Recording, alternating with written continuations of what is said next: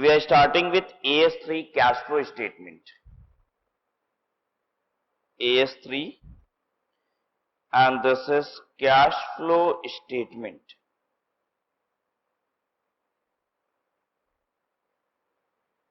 What is this cash flow statement? This is a supplementary information.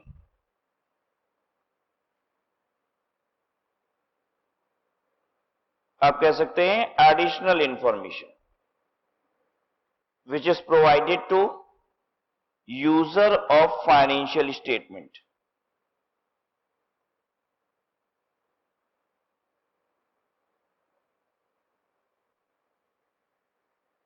What is financial statement? Balance sheet and profit and loss account. ठीक है, those who are using this statement, हम उनको एक additional information भी provide करते हैं जिसका नाम है cash flow statement. Financial statement is balance sheet, profit and loss account.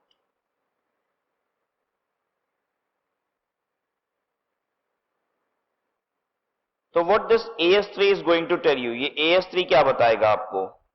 AS3 आपको बताएगा कि why cash flow statement, short में लिखते हैं कैश फ्लो स्टेटमेंट को CFS, why cash flow statement, and दूसरी चीज format of cash flow statement, और that is how to prepare cash flow statement.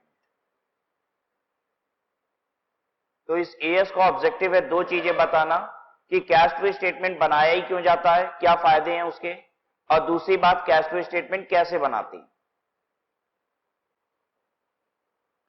तो we are starting with AS3 cash flow statement. Cash flow statement is an additional information. Additional information क्यों बोल रहे हैं? Because this is in addition to balance sheet and profit and loss account, provided to the user of account in the form of an statement which reflects the various sources from where the cash was generated. क्या बताएगा आपको? The various sources from where the cash was generated, that is inflow of cash by an enterprise during the relevant accounting year, and how these inflows were utilized. पैसा आया कैसे और किस तरीके से पैसे गए आपके पास से. ठीक है, how the cash was generated and how these were utilized by the enterprise. Generation of cash को हम कहते हैं इनफ्लो ऑफ कैश. ठीक है, एंड इट्स यूटिलाइजेशन को क्या बोलते हैं? Outflow of cash. तो कैश फ्लो स्टेटमेंट हमें generation and utilisation of cash के बारे में बताता है. Outflow of cash by the enterprise, this helps the user of accounts. अब इसके फायदे देखिए. To identify the historical changes in the flow of cash and cash equivalent. हमें ये पता चल जाता है जब भी हम कैश फ्लो स्टेटमेंट देखते हैं तो जो भी कारण थे, ठीक है, कैश एंड कैश इक्विवेलेंट के चेंजेस के पीछे. ठीक है, कि अकाउंटिंग पीरियड के बिगनिंग में कैश हमारे पास 10,000 रुपए था, एंड में 25,000 रुपए हो गया, तो वो क्यों हो गया? तो हमें इंटायर फ्लो समझ में आ जाता है कि किस तरीके से कैश हमारे यहां चेंज होता रहा. To determine the future requirement of cash and cash equivalent. Cash flow statement देखने से हमें फ्यूचर की कैश रिक्वायरमेंट के बारे में भी पता चल जाता है. To assess the ability to generate cash and cash equivalent. हम ये भी असरटेन कर सकते हैं कि बिजनेस में हमारी क्या कैपेसिटी है कैश को जनरेट करने की, किस पॉइंट ऑफ टाइम पे कितना कैश जनरेट होता है.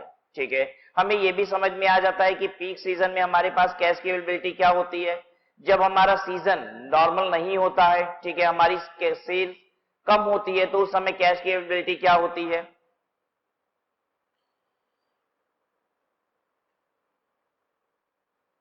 To compare the operational efficiency of different enterprise. आप कैश फ्लो स्टेटमेंट की कंपैरिजन करके ये भी जान पाएंगे कि डिफरेंट एंटरप्राइजेस में ऑपरेशनल एफिशिएंसीज क्या हैं. To study the insolvency and liquidity position of an enterprise. Liquidity short term position को रिफ्लेक्ट करता है और इंसॉल्वेंसी लॉन्ग टर्म पोजीशन को रिफ्लेक्ट करता है. आप इंसॉल्वेंसी और लिक्विडिटी पोजीशन भी एंटरप्राइज की से जान सकते हैं. What is this liquidity and insolvency? Your inability to make payment.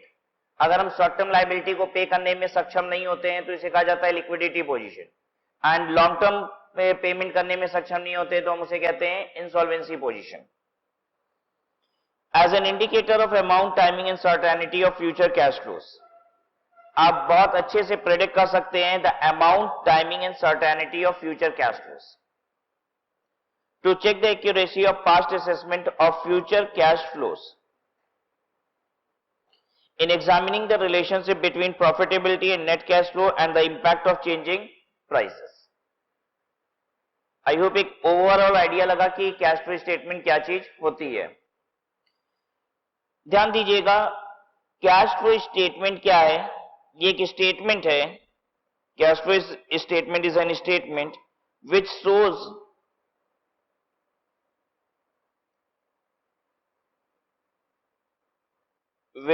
shows flow of cash and cash equivalent.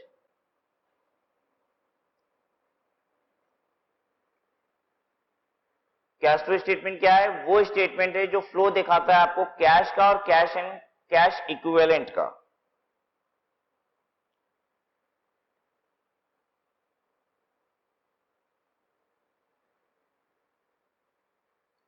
So let us know what is this cash and what is this cash equivalent.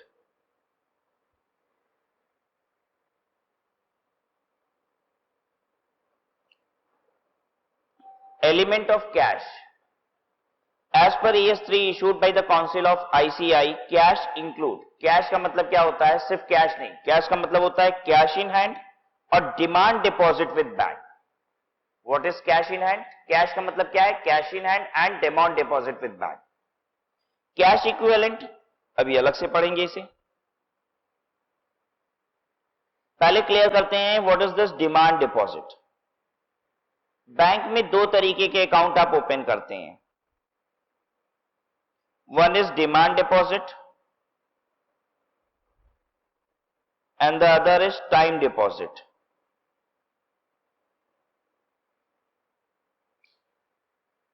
Time deposit किसे कहते हैं? Fixed deposit को. ठीक है, this is fixed deposit. And what is this demand deposit? This is current account और SB account. Current account और saving bank account. ठीक है, लेकिन हम लोग बिजनेस की बात कर रहे हैं, तो बिजनेस का क्या क्या अकाउंट ओपन होता होगा? करंट अकाउंट होता होगा और एफडी अकाउंट होता होगा. ठीक है, उसके रिस्पेक्ट में एसबी अकाउंट तो आता ही नहीं होगा. ठीक है, तो what does this demand deposit means here? यहां पे डिमांड डिपॉजिट का मतलब क्या हुआ? Current account, right? Because scope of SB account will come only in the case of an individual account, where as we are preparing cash flow statement for a business. ठीक है, और business का क्या होता है? Current account. And therefore demand deposit का मतलब यहां पे क्या है? Current account. तो पैरेलली आपका ये भी मन करेगा कि सर टाइम डिपॉजिट को तब क्या बोलते हैं? अगर करंट अकाउंट में जो पैसा होता है उसे कैश बोलते हैं, तो फिर ये टाइम डिपॉजिट को क्या बोलते हैं? इसे इन्वेस्टमेंट बोला जाता है. ठीक है, what is this? Investment.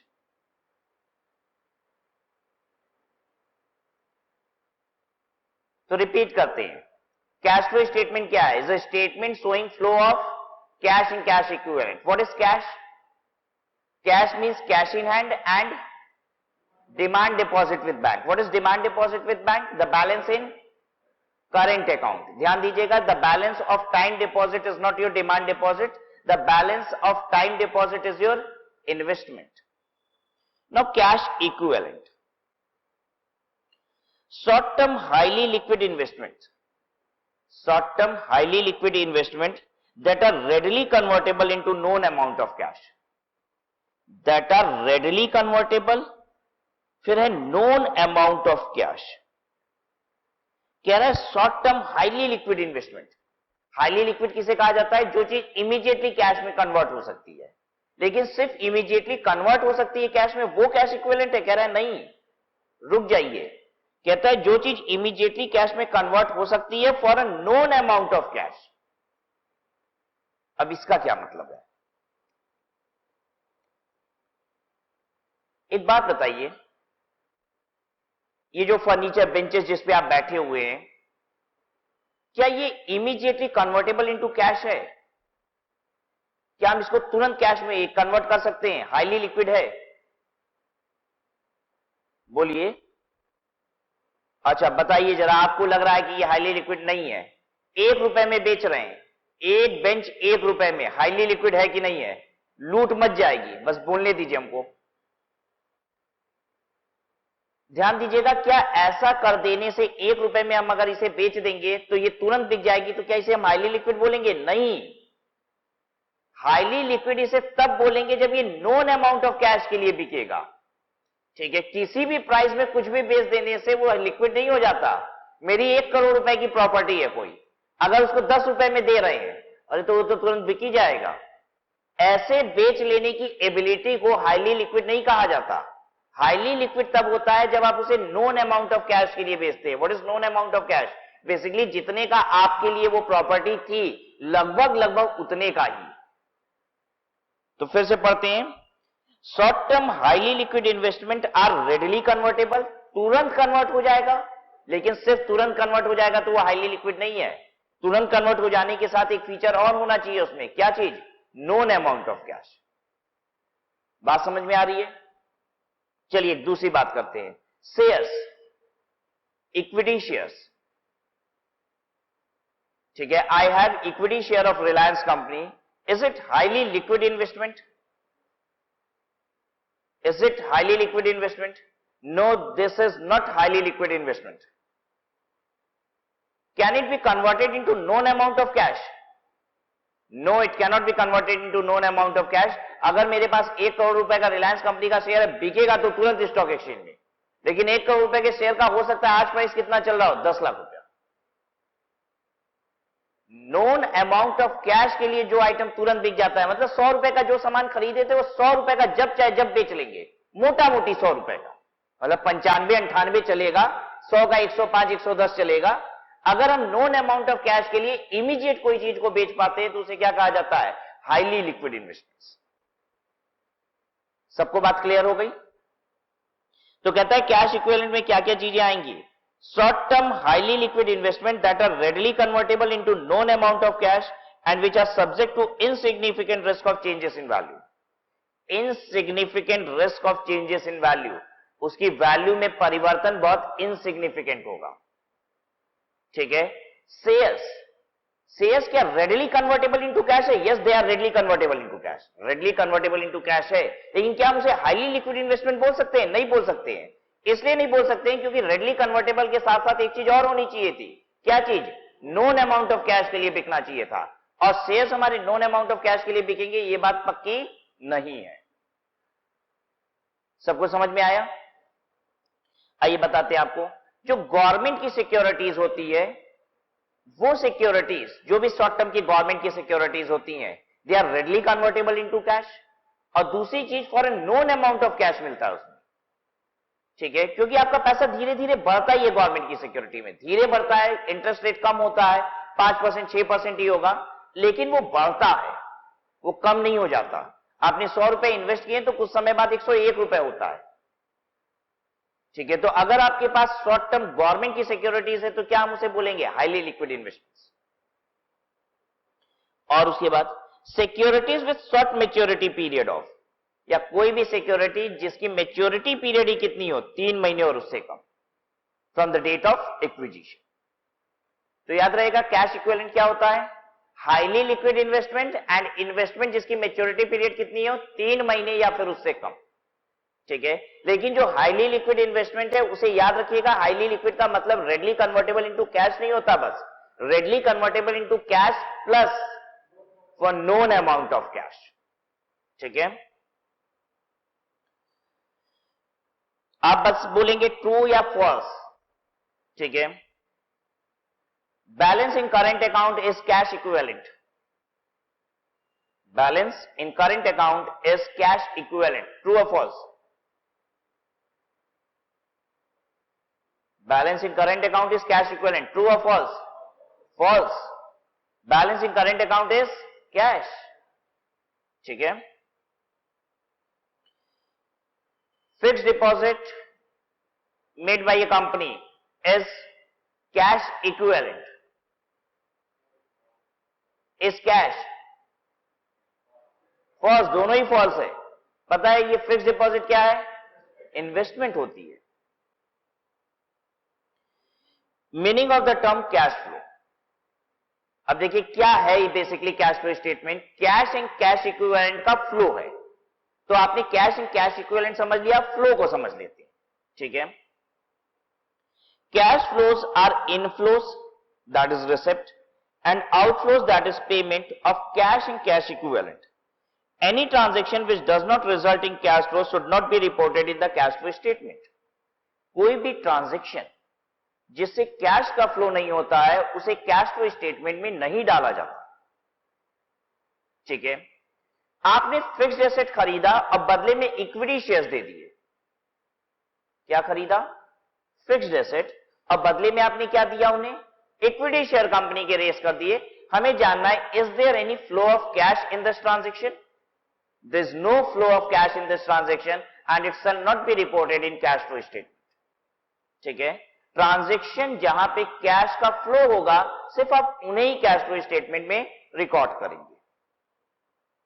Cash flows are inflows that is receipt and outflows that is payment of cash and cash equivalent.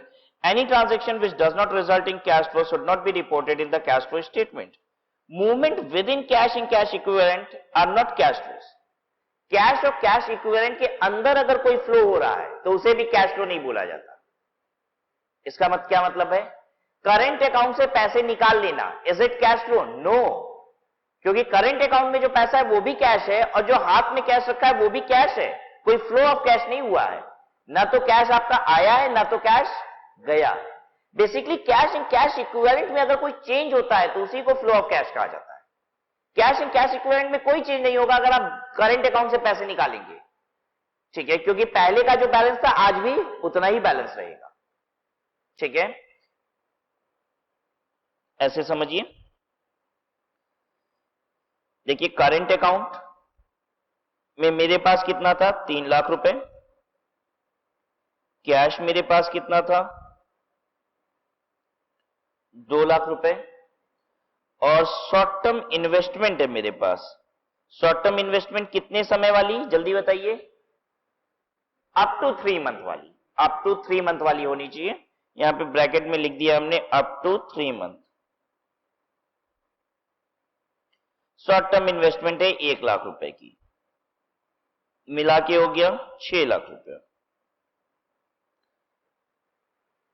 अब ध्यान दीजिए, इन तीनों के बीच आपस में कोई भी ट्रांजैक्शन होता है तो वो कैश फ्लो नहीं है।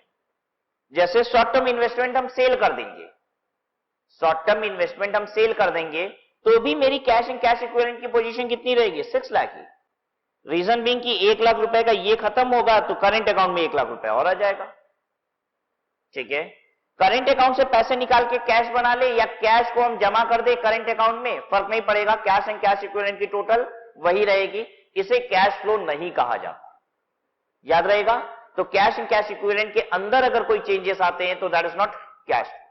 ये 6 लाख की फिगर बदलनी चाहिए, टोटल बदलना चाहिए। अगर ये टोटल बदलेगा तो हम उसे क्या बोलेंगे? कैश। अगर ये 6 लाख रुपए का टोटल 7 लाख रुपए हो जाता है तो वो इनफ्लो ऑफ कैश है। अगर ये 6 लाख रुपए का टोटल 5 लाख रुपए हो जाता है तो ये आउटफ्लो ऑफ कैश है।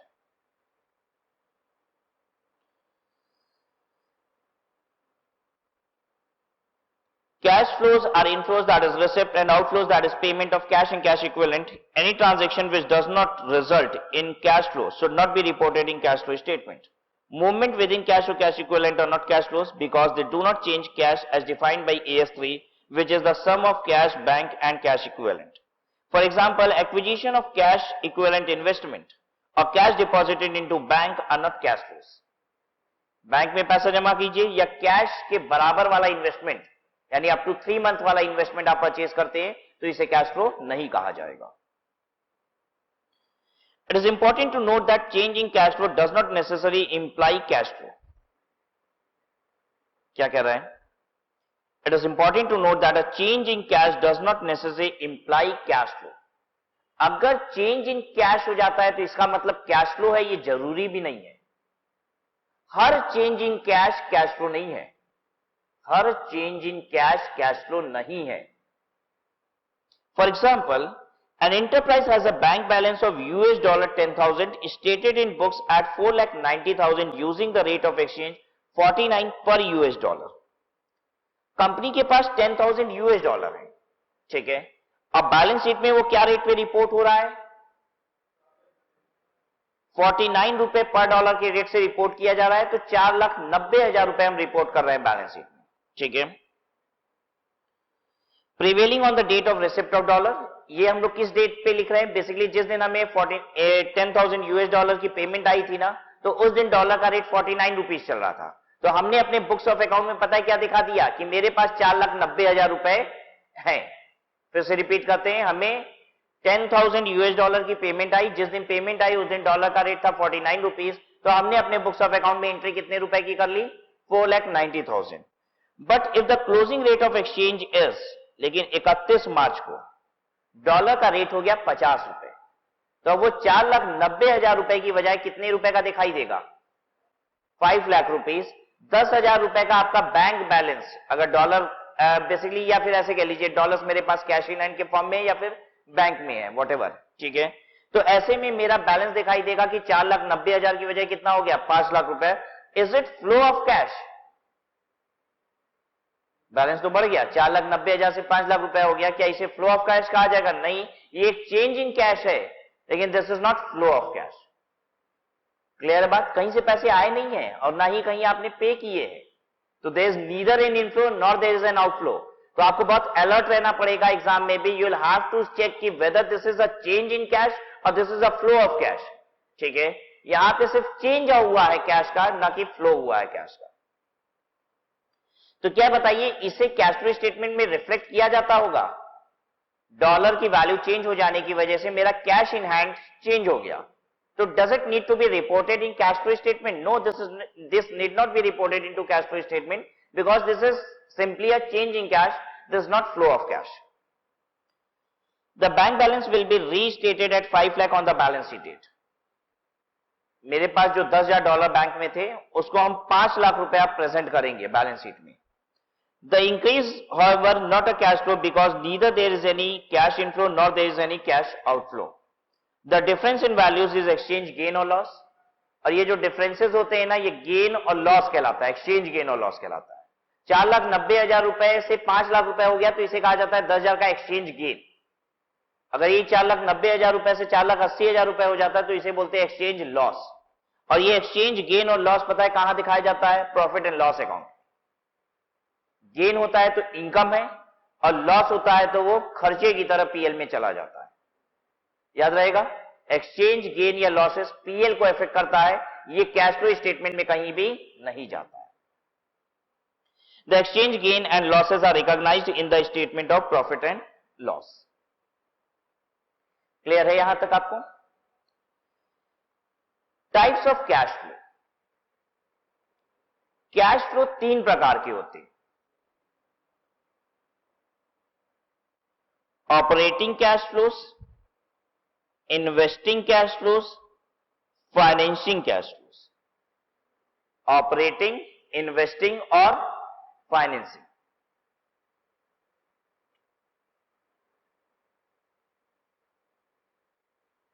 ठीक है।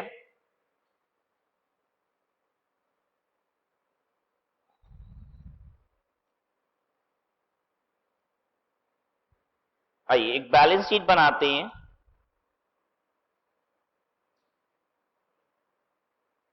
इसमें लायबिलिटी साइड में आपको दिखता है शेयर कैपिटल, ठीक है। इसके अंदर इक्विटी शेयर होगा, प्रेफरेंस शेयर कैपिटल होगा, then reserve and surplus and then long term debts, और उसके बाद करंट लायबिलिटी, ठीक है। एसेट साइड में क्या क्या होगा? Non current asset and current asset.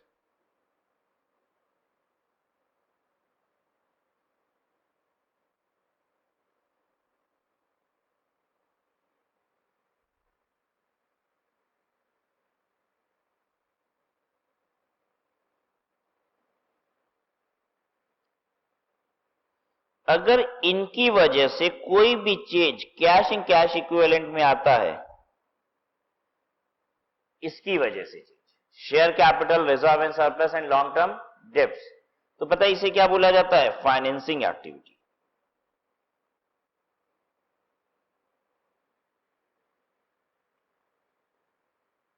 ठीक है, ये नॉन करंट एसेट्स जो होते हैं हमारे, बेसिकली फिक्स्ड एसेट, इन्वेस्टमेंट इस कैटेगरी में आता है। इसकी वजह से जो भी चेंज होता है कैश एंड कैश इक्विवेलेंट में, उसे कहा जाता है इन्वेस्टिंग एक्टिविटी।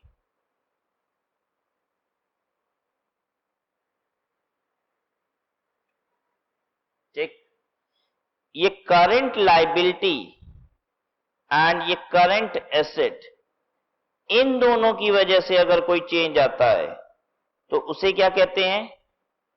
Operating activity.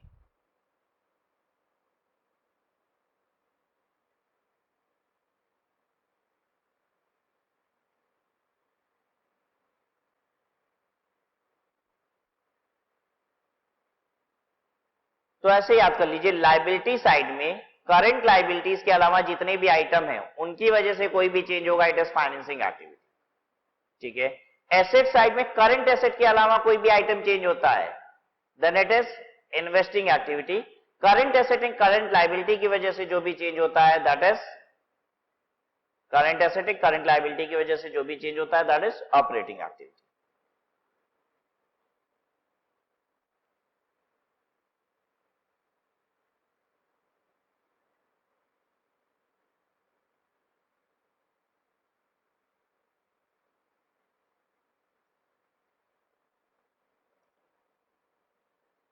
ठीक है,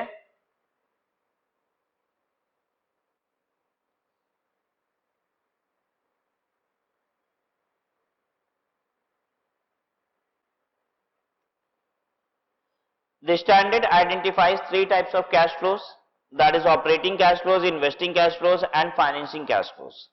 Separate presentation of each type of cash flow in the cash flow statement improves usefulness of cash flow information.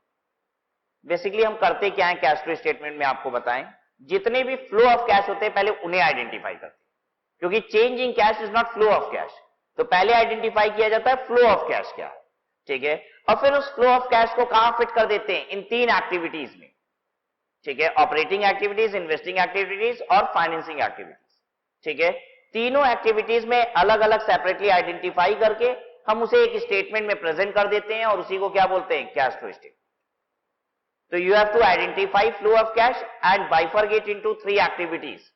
And if you have done this, you have done with cash flow statement. The operating cash flows are cash flow generated by operating activities or by other activities that are not investing or financing activities. Operating activities are the principal revenue producing activities of the enterprise. कह रहा है operating activities उस activity को कहते हैं जिससे हम principal revenue generate करते हैं। प्रिंसिपल रेवेन्यू का मतलब मेन रेवेन्यू। ठीक है, are the principal revenue producing activities of the enterprise. For example cash purchase, sale of goods, collection. Cash purchase का मतलब what sort of purchase? Purchase of asset या purchase of inventory या all the purchases? आपको बताना इस cash purchase का मतलब क्या है जो ऑपरेटिंग एक्टिविटी में लिखा हुआ है। Does it means cash purchases of asset? It means cash purchases of inventory. It means cash purchases all. Inventory, asset की अगर परचेज है तो वो कहां चली जाएगी? Investing activities. ठीक है, sale of goods, collection from customer for goods यानी कलेक्शन फ्रॉम डेटर्स। अब तो आइडेंटिफाई कर सकते हो हमेशा, आप बस देखिए वो कहां आइटम फॉल करता है जो हमने बैलेंस शीट में मार्किंग कराई आपको, और अकॉर्डिंगली आप डिसाइड कर लेंगे कि ये कौन सा आइटम है। Payment to supplier of goods, payment to supplier का मतलब पेमेंट टू क्रेडिटर। क्रेडिटर कहां आता है? करंट लायबिलिटी, इसलिए operating activity. Collection from debtor, debtor कहां आता है? करंट एसेट, तो कौन सी activity? Operating activity. Sale of goods, inventory का सेल, इन्वेंट्री कहां है? Current asset, therefore it is operating activity. Payment of salaries, wages etcetera, salaries, wages, अगर ये सब कुछ आउटस्टैंडिंग है, इसी की तो पेमेंट कर रहे होंगे, ये सब कहां आता है? करंट लायबिलिटीज, करंट लायबिलिटी वाले आइटम है ये सब। ठीक है, तो if you are making payment for salaries, wages, ये सब भी क्या है? Operating activities. Investing cash flows, The investing cash flows are cash flows generated by investing activities. The investing activities are the acquisition and disposal of long-term asset and other investment not included in cash equivalent. Acquisition and disposal दो चीजों का, acquisition और disposal. Acquisition मतलब खरीदना, disposal मतलब बेचना. Acquisition and disposal of two items. What are those two items? Long-term assets and other investment. लेकिन investment कौन से? वो investment जो cash equivalent में नहीं आते हैं, मतलब investment with maturity period more than 3 months. And other investment not included in cash equivalent. The example of investing cash flows include receipt from disposal of fixed asset, loan given to or recovered from other entities. Loan given जो होता है वो investing activities होता है, क्योंकि हम किसी को लोन देते हैं तो हम इन्वेस्ट करते हैं. Loan taken क्या होता है? Financing activities. Loan taken is financing activities, whereas loan given is investing activities. Loan given का मतलब होता है आपकी एक asset है, you have created an asset. ठीक है? The example of investing cash flows include receipt from disposal of fixed asset, loan given to or recovered from other entities, other than loans by financial enterprise. अगर आप financial enterprise हो, यानी जैसे bank हो और आपने लोन दिया है, तो बैंक का तो काम ही है लोन देना. तो पता है बैंक के लिए ये प्रिंसिपल एक्टिविटी है, मेन रेवेन्यू प्रोड्यूसिंग एक्टिविटी होता है लोन देना. तो पता है बैंक के लिए लोन देना क्या हो जाता है? Operating activity. बात समझ में आ रही है? और कोई other than bank financial institution है तो उसके लिए लोन देना क्या है? Investing activity. ठीक है?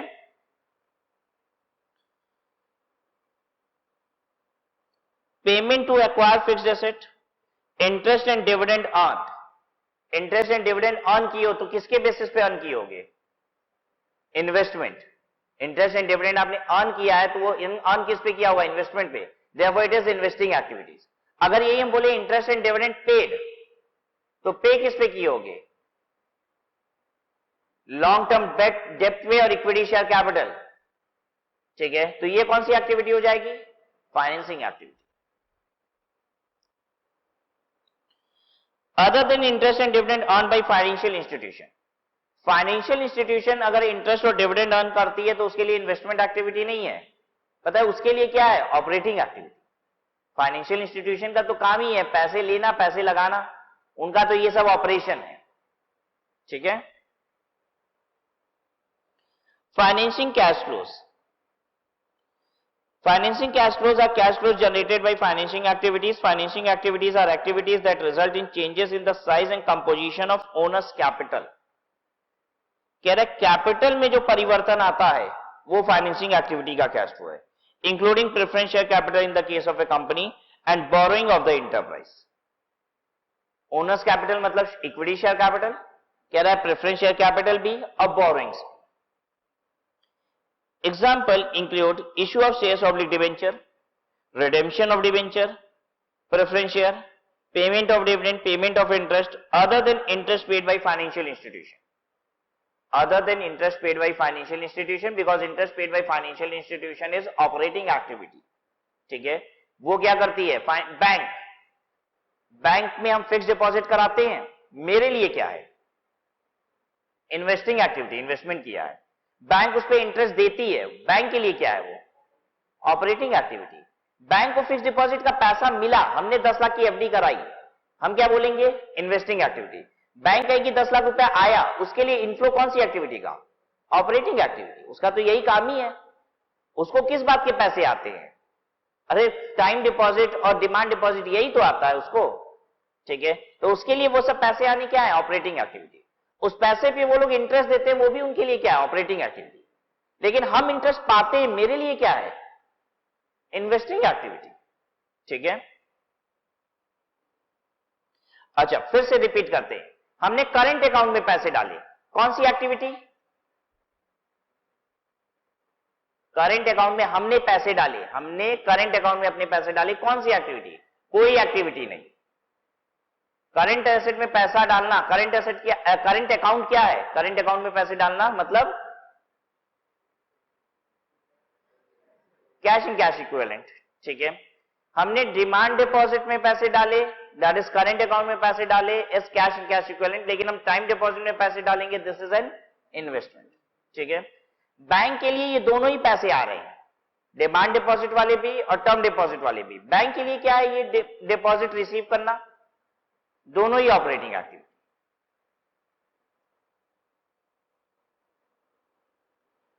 Identifying type of cash flows. Net cash flows, it can be operating activity, investing activity or financing activity. Operating activity के कैश फ्लो को जानने के दो तरीके हैं, डायरेक्ट मेथड और इनडायरेक्ट मेथड। जबकि इन्वेस्टिंग और फाइनेंसिंग के सिर्फ एक ही मेथड है, दैट इज डायरेक्ट मेथड। ठीक है। Let me explain you what is the difference between direct and indirect method which is being used for calculating cash flow from operating activities. Direct method का मतलब होता है directly बताइए cash कहां से आया और कहां गया। जब हम ऐसे बोलते हैं कैश में माल बेचे थे, इतना कैश आया, तो ये डायरेक्ट। हमने क्या किया, पेमेंट की क्रेडिटर को, कैश में परचेजेस किया, तो ये क्या है, डायरेक्ट। इनडायरेक्ट तरीका क्या होता है, एक बात बताइए, अगर हमने बिजनेस में 1 लाख रुपए कमाए हैं, 1 लाख रुपए कमाए हैं, अब मेरी सारी सारे एसेट्स मेरे एज इट इज हैं, सारी लायबिलिटीज एज इट इज हैं, तो 1 लाख रुपया किस फॉर्म में पड़ा होगा जो 1 लाख रुपए कमाए? कैश एंड कैश इक्विवेलेंट के फॉर्म में। अगर हम साल भर में 1 लाख रुपया कमाए और हमने 1 लाख रुपए का अपनी दुकान में माल एक्स्ट्रा भर लिया, 1 लाख रुपए कमाए और 1 लाख रुपए का स्टॉक बढ़ा लिया, तो मेरे पास कैश कितना बदला होगा? कुछ भी नहीं। जितना कमाए उतने का माल खरीद लिए, तो कैश मेरे पास कुछ भी नहीं बदला। पता है, ये कहलाता है इनडायरेक्ट तरीका। इनडायरेक्ट तरीका वो तरीका होता है जिसमें हम प्रॉफिट से निकालने की कोशिश करते हैं मेरे पास कैश कितना होगा। अगर हम 1 लाख रुपया कमाए, कोई भी एसेट एंड लायबिलिटी में चेंज नहीं है, तो पता है हम मेरे पास कैश कितना है, 1 लाख रुपया है। जब कोई भी एसेट लायबिलिटी चेंज नहीं हुई है, तो 1 लाख रुपया कमाए तो 1 लाख रुपया कहां होगा? कैश के फॉर्म में होगा। ठीक है, फिर से रिपीट करते हैं, बताइए आप कितना कैश होगा। हमने 1 लाख रुपए कमाया है, ठीक है, और क्रेडिटर मेरा 2 लाख रुपए से और कम हो गया इस बार।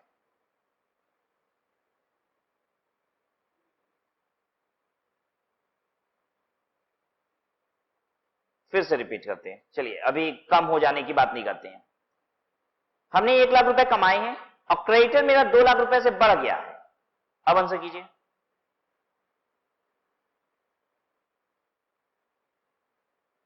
क्रेडिटर मेरा 2 लाख रुपए से बढ़ गया और 1 लाख रुपए कमाए भी है। पता है 3 लाख रुपए मेरे पास कैश होगा। क्रेडिटर मेरा 2 लाख रुपए से बढ़ जाने का मतलब क्या है? अब ज्यादा बाकी लगाने लग गए हैं 2 लाख रुपया, ज्यादा बाकी भी लगाने लग गए हो 2 लाख रुपया, और 1 लाख रुपया कमा भी लियो तो 3 लाख रुपया नगद रखे हो।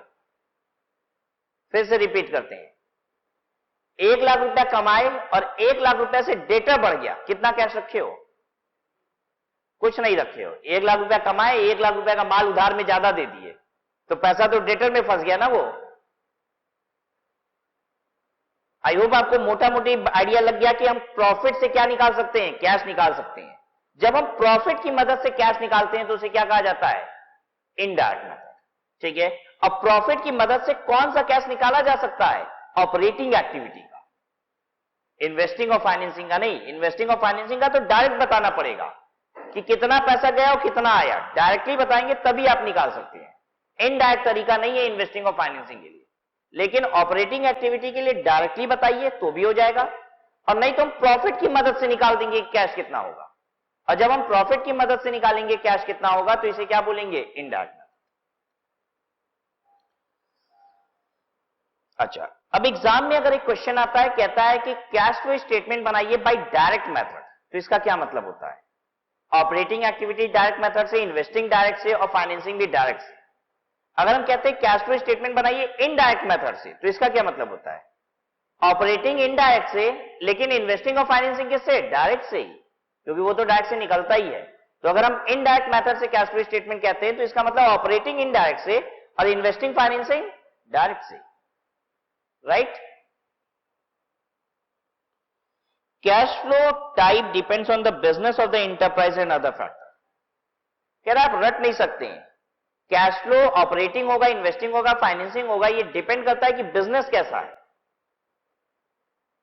ठीक है, हम लोन देंगे किसी को तो मेरे लिए इन्वेस्टिंग एक्टिविटी है, लेकिन बैंक किसी को लोन देगी तो उसके लिए ऑपरेटिंग एक्टिविटी है। तो ये नेचर ऑफ बिजनेस पे डिपेंड करता है, ठीक है। Cash flow type depends on the business of the enterprise and other factors. For example, since principal business of the financial enterprise consists of borrowing, lending, investing, loan given in interest under operating cash flows for financial enterprise and investing cash flows for other enterprise. A few typical cases are discussed below. अब हम लोग कुछ ऐसे examples देखने जा रहे हैं जहां पे चीजें बेसिकली अदर दूसरे बिजनेसेस में बदल जाती हैं। किसी बिजनेस के लिए ऑपरेटिंग है तो किसी के लिए इन्वेस्टिंग हो जाएगी। ऐसे केसेस को बस डिस्कस कर रहे हैं, ठीक है।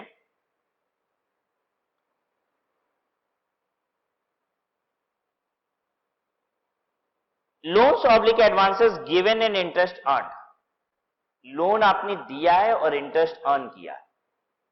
Loan and advances given in interest earn on them in the ordinary course of business are operating cash flows for financial enterprise. तो ये ऑपरेटिंग कैश फ्लो है किसके लिए? Financial enterprise. बाकी के लिए क्या होता होगा? लोन देना, इंटरेस्ट उस पे पाना, investing activity. Loans and advances given in interest earned on them are investing cash flows for non financial enterprise. ये इन्वेस्टिंग कैश फ्लो होगा फॉर नॉन फाइनेंशियल एंटरप्राइज,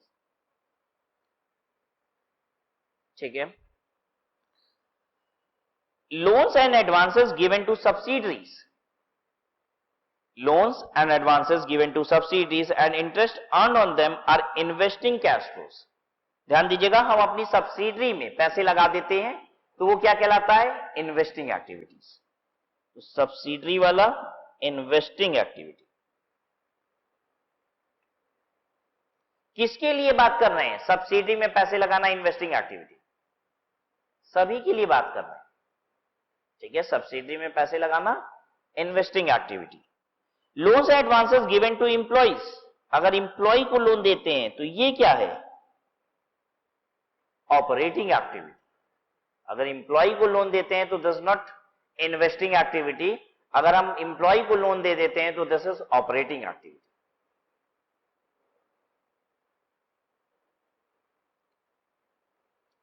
अच्छा, सप्लायर को एडवांसेस दे देते हैं, अपने सप्लायर को एडवांस दे दिया हमने, ये कौन सी एक्टिविटी होगी? Operating activity. This not investing activity, हमने इन्वेस्टमेंट नहीं कर दिया, this is an operating activity. Advances payment to supplier, interest earned on them are operating activities.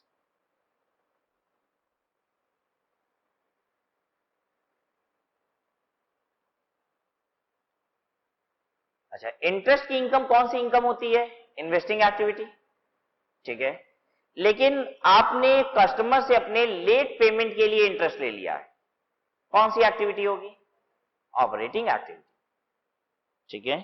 Interest earn from customer अगर है तो ये ऑपरेटिंग एक्टिविटी है।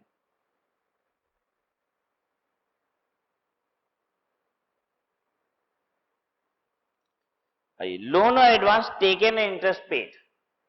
अभी हम लोग इसके पहले बात कर रहे थे लोन और एडवांसेस गिवन, अब है टेकन। तो अगर हमने लोन और एडवांस लिया है तो इंटरेस्ट हम उस पर पे करेंगे। तो तरह तरह के लोन और एडवांसेस की यहां पे बात हो रही है। Loan advances taken and interest paid on them in the ordinary course of business are operating cash flows for financial enterprise. तो ये ऑपरेटिंग कैश फ्लो होता है फाइनेंशियल एंटरप्राइज के लिए, लोन लेना और उस पर इंटरेस्ट देना। बाकी लोगों के लिए क्या होता है? Financing activity. Loan and advances taken interest paid on them are financing cash flows for non-financial enterprise. अगर आप नॉन फाइनेंशियल एंटरप्राइज हो तो ऐसे केस में आपके लिए ये फाइनेंसिंग एक्टिविटी है।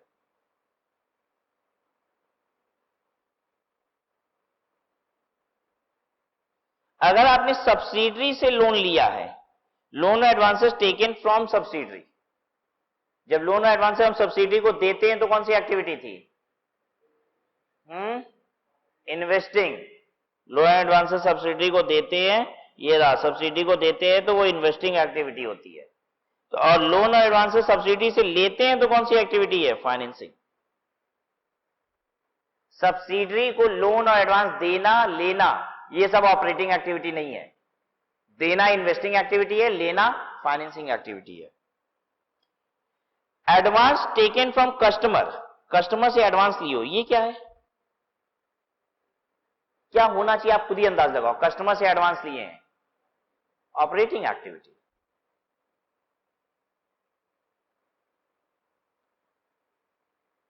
पेमेंट आपने लेट की इसलिए सप्लायर को इंटरेस्ट दिया, ये क्या है? Operating activity.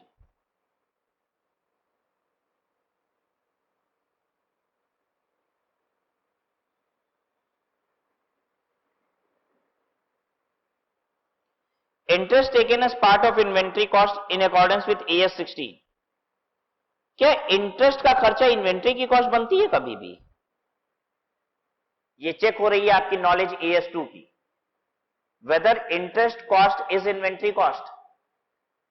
अगर हमने लोन लेके माल खरीद लिया है, लोन लेके हमने रॉ मटेरियल खरीदा, उससे माल बनाया, तो क्या उसके इंटरेस्ट के खर्चे को इन्वेंट्री कॉस्ट में जोड़ा जाता है?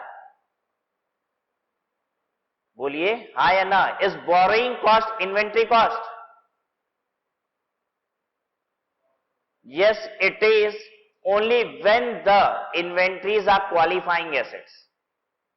अदरवाइज बोरोइंग कॉस्ट इन्वेंट्री की कॉस्ट नहीं होती। इंटरेस्ट का खर्चा इन्वेंट्री में नहीं जोड़ा जाता है, वो एडमिनिस्ट्रेटिव एक्सपेंस होता है जो PL में जाता है। ठीक है, अगर आपने शॉर्ट टर्म पैसा वगैरह बोरो किया है तो वो एक एडमिनिस्ट्रेटिव एक्टिविटी है।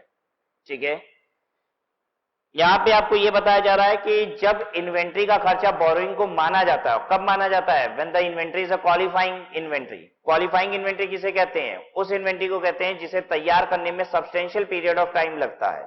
जैसे हमने एग्जांपल लिया था, आप क्रूज बना रहे हैं, एयरक्राफ्ट बना रहे हैं। ठीक है, तो एक एयरक्राफ्ट बनाएंगे किसी के ऑर्डर को डिलीवर करने के लिए तो बहुत समय लगेगा हमें, हमने उसके लिए बड़ा सारा लोन भी लिया है, तो उसकी इंटरेस्ट कॉस्ट पूरी कहां जोड़ते हैं? इन्वेंट्री में।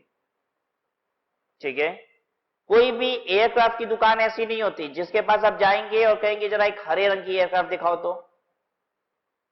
ठीक है, थोड़ा छोटी दिखाओ ना, इसका सीट थोड़ा ठीक नहीं लग रहा है, ऐसा नहीं होता।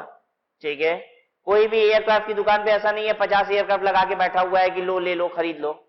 आप ऑर्डर देते हो स्पेसिफिक, और वो क्या करता है? लोन लेके पहले उस ऑर्डर को तैयार करता है, तो जितना भी इंटरेस्ट कॉस्ट होता है वो क्या करता है? कैपिटलाइज कर देता है। ठीक है, हमने आपसे पूछा था जो ट्रक बनाने वाली कंपनियां हैं वो ट्रक बना रही हैं। ठीक है, तो ट्रक क्या क्वालिफाइंग एसेट है? क्वालिफाइंग इन्वेंट्री है उनके लिए? नहीं, it doesn't take substantial period of time. आपको लग रहा होगा ट्रक बनाने में बड़ा समय लगता होगा, लेकिन आपको बता दें तो एक छोटे से छोटे शहर में एक दिन में 20-20 ट्रक बिक जा रही है। ठीक है, अगर हम कार की बात करें तो दिवाली में सिर्फ वाराणसी में, सिर्फ दिवाली वाले समय में वाराणसी में तकरीबन 3000 से 3500 कार बिकेगी। ठीक है, तो आप जरा सोचिए वो कंपनी जो इंडिया में इतनी सारी जगह पे कार बेच रही है वो कितनी कार बेचेगी। ठीक है, तो does preparation of car take substantial period of time? It doesn't take. पता नहीं जो कार मैन्युफैक्चरर है वो एक एक दिन में कितनी कार बनाते हैं। ठीक है, तो सब्सटेंशियल पीरियड ऑफ टाइम कौन सी इन्वेंट्री में लगता है? एयरक्राफ्ट में लगता है, क्रूज में लगता है, ऑयल रिग्स में लगता है। ठीक है, इनमें लगता है, और यहां पे इंटरेस्ट कॉस्ट को कैपिटलाइज एसेट की कॉस्ट में जोड़ दिया जाता है। कह रहा है कि अगर इंटरेस्ट इन्वेंट्री की कॉस्ट में जोड़ा जाएगा तो ये इंटरेस्ट कौन सा फ्लो है? ये ऑपरेटिंग कैश फ्लो। इन्वेंट्री वाला इंटरेस्ट है ना, इसलिए operating cash flow. Investment made in dividend earned. Investment made in dividend earned on them in the ordinary course of business are operating cash flow for financial enterprise. Investment in dividend earned in the ordinary course of business, मतलब जिसका काम ही investment करना। ठीक है, ये कौन सी company की बात कर रहा है? Investment company. उनके लिए कह रहा है कि ऑपरेटिंग कैश फ्लो है। Investment made in dividend earned on them on investing are investing cash flows for non-financial enterprise. Investment in subsidy and dividend earned on them are investing cash flows for all the enterprise. ठीक है, dividend paid ये क्या होगा? Is financing activities is financing cash outflow for all the enterprises. ठीक है, आप financial enterprise हो, non financial enterprise हो, डिविडेंड जो हम पे करते हैं वो क्या है? Financing activity.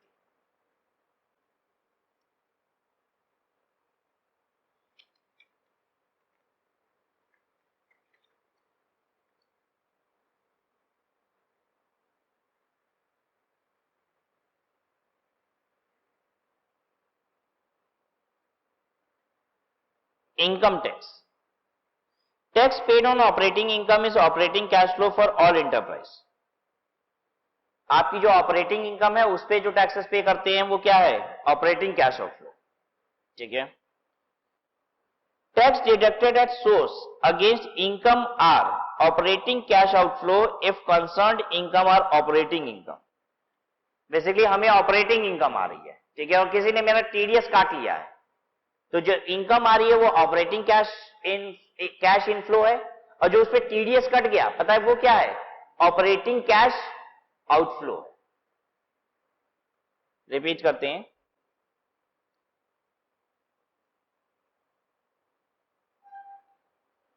एक चार्टर्ड अकाउंटेंट है, उसको ऑडिट फी मिलती है, ठीक है। आप हमको बताइए ऑडिट फी मिलना चार्टर्ड अकाउंटेंट को ये इनफ्लो है आउटफ्लो है, इनफ्लो है। अब एक्टिविटी डिसाइड कीजिए इसकी, operating, investing, financing, operating activity, ठीक है।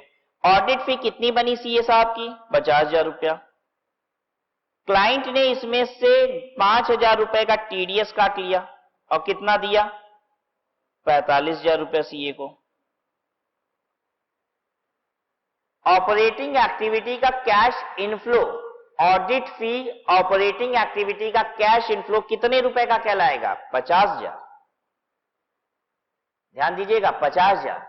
5,000 रुपए का टीडीएस कटना, ये पता है क्या कहलाएगा, ऑपरेटिंग एक्टिविटी का कैश आउटफ्लो, ये 5,000 रुपए। बात समझ में आ गई? ध्यान दीजिएगा 45,000 रुपए इनफ्लो नहीं बोलेंगे कोई भी, 50,000 रुपए इनफ्लो और 5,000 रुपया आउटफ्लो बोला जाता है, ठीक है। अब सुनिए, आगे सुनिए सीए साहब की आगे की कहानी। इस सीए साहब ने एक कंपनी का डिवेंचर परचेज किया है, डिवेंचर परचेज कर रखा है, ठीक है। डिवेंचर परचेज किया, डिवेंचर परचेज करना इनफ्लो है कि आउटफ्लो है,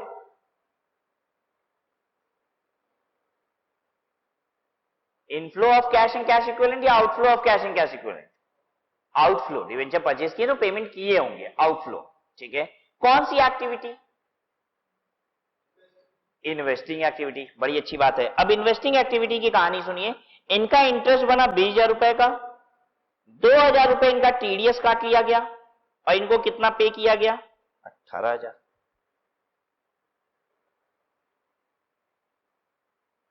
इन्वेस्टिंग एक्टिविटी का इनफ्लो कितना होगा on account of interest income, 20,000 रुपया, ठीक है। और जो 2,000 रुपए का टीडीएस कट गया इस पे, पता है वो क्या होगा, इन्वेस्टिंग एक्टिविटी का ही आउटफ्लो। तो ध्यान दीजिए, टीडीएस अगर हम पूछेंगे तो ये कौन सा आउटफ्लो होता है, टीडीएस का मतलब पैसा काट लिया किसी ने, तो ये आउटफ्लो कहलाता है, ठीक है। क्योंकि इनफ्लो पता है क्या कहलाता है, the gross amount and not the net amount, ये कंसिडर नहीं होता, ये नेट अमाउंट कंसिडर नहीं होता, ठीक है।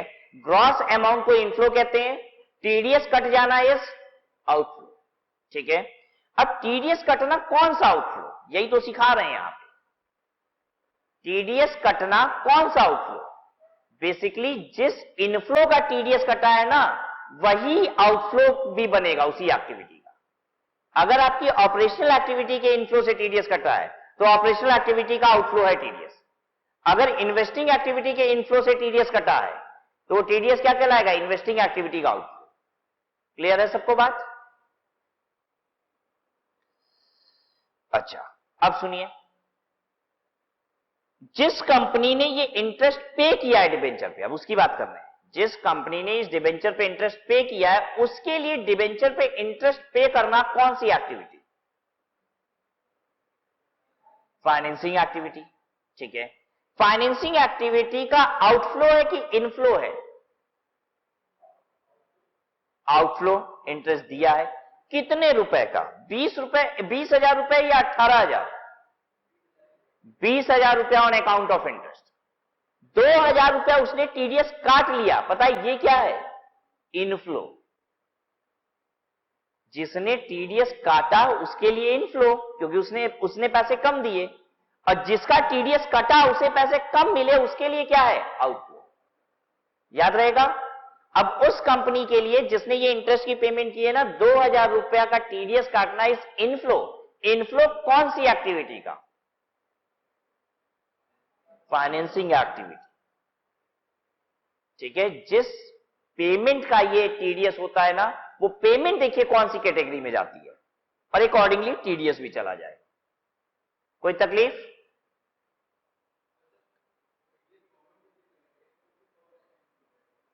अच्छा, अब अगली बात, सर जब गवर्नमेंट को ये टीडीएस अगर किसी का काटे हैं तो निश्चित है गवर्नमेंट को पे करेंगे। गवर्नमेंट को जब हम टीडीएस पे करेंगे तो कौन सी एक्टिविटी? फिर से वही एक्टिविटी जब टीडीएस काटे थे तो जो एक्टिविटी थी।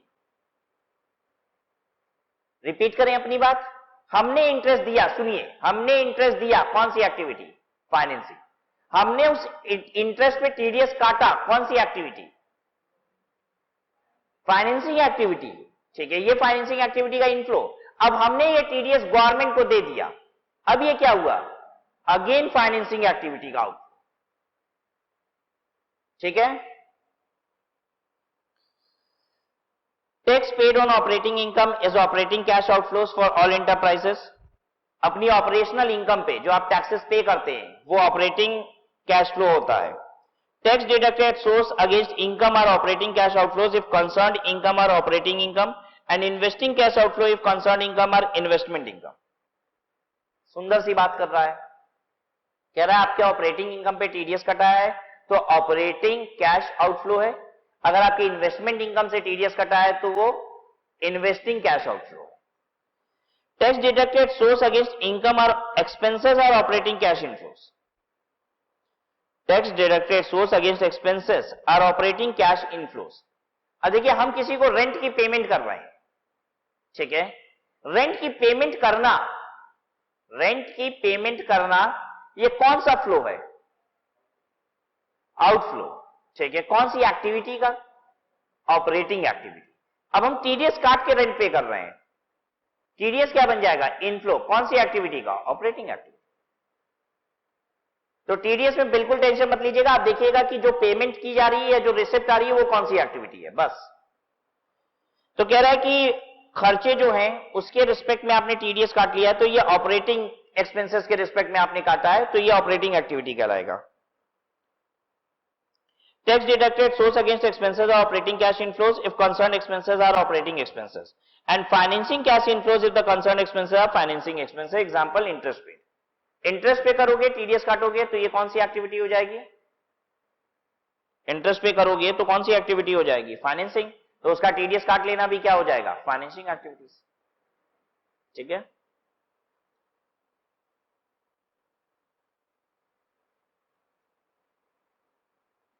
चल अब हम लोग समझते हैं ये तीनों एक्टिविटीज के जो इनफ्लोज और आउटफ्लोज होते हैं। ठीक है, इनफ्लोज को पॉजिटिव फिगर लिखा जाता है और आउटफ्लोज को निगेटिव फिगर लिखा जाता है। ठीक है, और सभी को एक साथ दिखाया जाता है। इनफ्लोज आउटफ्लोज सब एक साथ दिखाने हैं, बस एक्टिविटीज में क्लासिफाई करना है। इनफ्लोज और आउटफ्लोज को सेपरेटली आइडेंटिफाई नहीं करना है, एक्टिविटीज सेपरेटली आइडेंटिफाई करना है। ठीक है, इनफ्लोज को प्रेजेंट करना है as positive figure and outflows को प्रेजेंट करना है एज निगेटिव फिगर। ठीक है, लेकिन इन तीनों एक्टिविटी में आपको ऑर्डिनरी आइटम और एक्स्ट्रा ऑर्डिनरी आइटम अलग अलग करना पड़ेगा। ऑर्डिनरी आइटम और एक्स्ट्रा ऑर्डिनरी आइटम अलग अलग करना पड़ेगा। What is extraordinary item?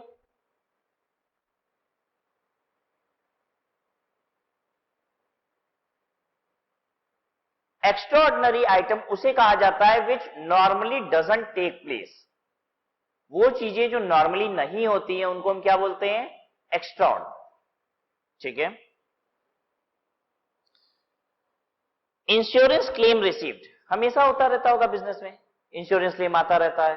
अरे नहीं भाई, ये सब तो कभी ट्रेजेडी होती है तो आ जाता है। ठीक है, is an extra ordinary item. अब इंश्योरेंस क्लेम आना कौन सी एक्टिविटी है? डिपेंड करता है किसकी वजह से आया। जैसे मेरी इन्वेंट्री जल गई और इंश्योरेंस क्लेम आया तो पता है ये कौन सी एक्टिविटी है? ऑपरेटिंग एक्टिविटी, क्योंकि इन्वेंट्री की वजह से आया। एसेट जल गई इसलिए आया, कौन सी एक्टिविटी है? Investing activity. बिल्डिंग जल गई इसलिए आया, इन्वेस्टिंग एक्टिविटी। क्लियर है? लेकिन ये पैसा आना ऑर्डिनरी आइटम नहीं है, क्या है? एक्स्ट्रा ऑर्डिनरी आइटम, ठीक है। और extraordinary item has to be represented separately, ठीक है। पहले सारे ऑर्डिनरी आइटम देन सारे extraordinary item, they have to be classified separately. Clear है, कोई दिक्कत तो नहीं है। तो आपको क्या क्या करना होता है, 3 एक्टिविटीज में क्लासिफाई कर देना होता है, ठीक है। इनफ्लोज और आउटफ्लोज को सेपरेटली आइडेंटिफाई करने की आवश्यकता नहीं है, इनफ्लो को पॉजिटिव दिखाइए, आउटफ्लो को निगेटिव दिखाइए, ठीक है। फिर तीनों एक्टिविटीज में इंटरनली अलग अलग कीजिए, क्या, ordinary item and extra ordinary item, ठीक है। एक्स्ट्रा ऑर्डिनरी आइटम आपको रेयरली देखने को मिलेगा, हमेशा देखने को नहीं मिलेगा, कभी कभी देखने को मिलेगा, जब भी दिखेगा तो अलग से उसे प्रेजेंट कीजिएगा, ठीक है। 10 आइटम ऑपरेटिंग एक्टिविटी के हैं, उसी में एक एक्स्ट्रा ऑर्डिनरी है, तो 9 आइटम एक साथ दिखाएंगे और एक आइटम अलग दिखाएंगे, ठीक है। Insurance claim received against loss of stock or loss of profit are extraordinary operating cash inflows for all enterprises, are extraordinary operating cash inflows. तो अभी तक हम लोग कौन से ऑपरेटिंग कैश इनफ्लोज या आउटफ्लोज की बात कर रहे थे, ऑर्डिनरी, ठीक है। Insurance claim received against loss of fixed asset, अगर फिक्स्ड एसेट का लॉस हुआ उसके लिए पैसा मिला है तो क्या कहलाएगा, एक्स्ट्राऑर्डिनरी इन्वेस्टिंग कैश इनफ्लोज,